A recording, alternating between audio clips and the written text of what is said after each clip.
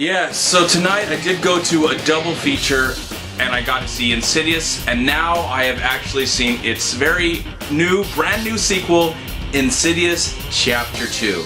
Yes, this is a sequel, and it is a continuation of the last film that came out in 2011. Now, before going to see this movie, I remember watching the trailer and I was kind of excited for a sequel since I really loved the first film. But deep down in my heart, I felt like that was a perfect contained film.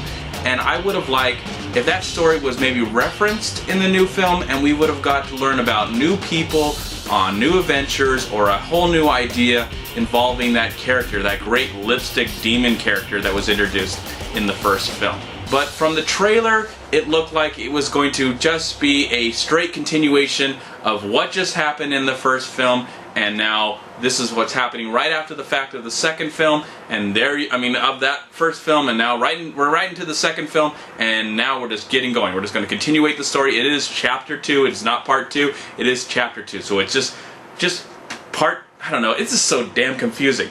So in this movie, it starts off in 1986, and we get to learn about Patrick Wilson's character. He was the father, and now we're seeing him as a young kid. We're seeing what happened to him and how he got into this situation in the first place. His mother is played by Barbara Hershey as an old lady, but as a young lady, she's played by a really great actress that I love, that I don't get to see very much, played by Jocelyn Donahue. I believe that's her name. I believe it's Jocelyn Donahue. I hope I got that right. She was in one of my favorite horror films by Ty West, The House of the Devil. But she has a small part in this film playing the young mother of this character. So we get to learn about that, and then it's thrust forward right into the fact of that if you've seen Insidious, you know what happens at the end of that film, and now we're back in Chapter 2. But they're not in their house anymore. They're actually living with his mother. The whole family's living with his mother, and weird things are starting to happen. And Patrick Wilson is getting really crazy because he seems like he's got something in him, or he's just not himself anymore. And of course, everybody comes back in some capacity, especially the guys that played those salesman-looking guys. And they were nice when they were just in the film just a little bit, but now they've got a bigger part in this movie. So there you go. That's kind of the gist of what the movie's about, and how did I feel about it since I absolutely love the first film. This has to be the biggest blah I've ever felt about a sequel, a horror sequel. I feel like it is just a huge missed opportunity.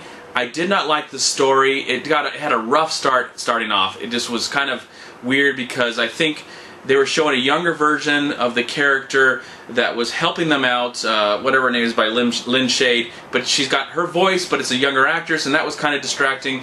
But then the movie started to go, and of course, a lot of the characters that had really small parts and had a lot of great humor had all these bigger parts, and they were more into the plot, and I just got, this is getting so overblown and so convoluted that I'm just going, what was the point of this whole movie? Was it just the fact that you made money in the first film and it didn't cost anything to make, and now you're just like, okay, well, let's just do it again, let's do a lot of the same things. But there is one thing that I have to say that I'm really upset about. One of my favorite, if you're going to do everything kind of like the same, and you're going to try and rehash of what happened in the last film, I just hate the fact that they got rid of one of my favorite characters that was in the old film, and I was really upset about that because he was one of the characters that I really, really liked because he was so scary and creepy and he gave me nightmares, and this character's nowhere to be found.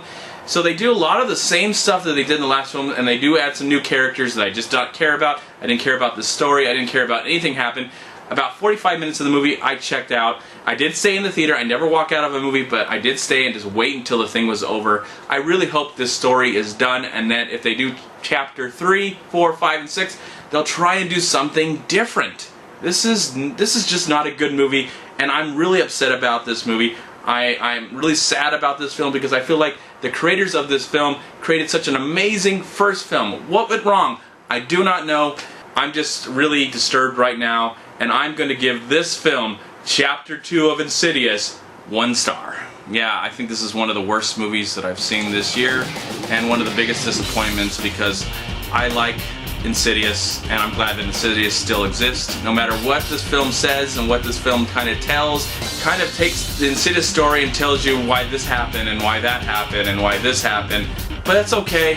They made the movie. I'm going to try and forget it as all possible and just focus on the fact that Insidious 1 exists. It's a great film. I love it. And they can make sequel after sequel and sequel, but I'll never change my mind and my feelings about the first film. I'm MovieManCHAD. Please like, comment, subscribe to my channel. I'm also on Twitter and I'm on Facebook. And please go to WeLiveFilm.com and subscribe right here on YouTube to We Live Film. And also go to MoviePass.com where you can find out how you can see movies every day of your life if you want to, if you're crazy enough like myself. There you go. I gotta go. It's really late. I've got to go to bed. Good night. Goodbye. I love you all. Bye-bye. Peace.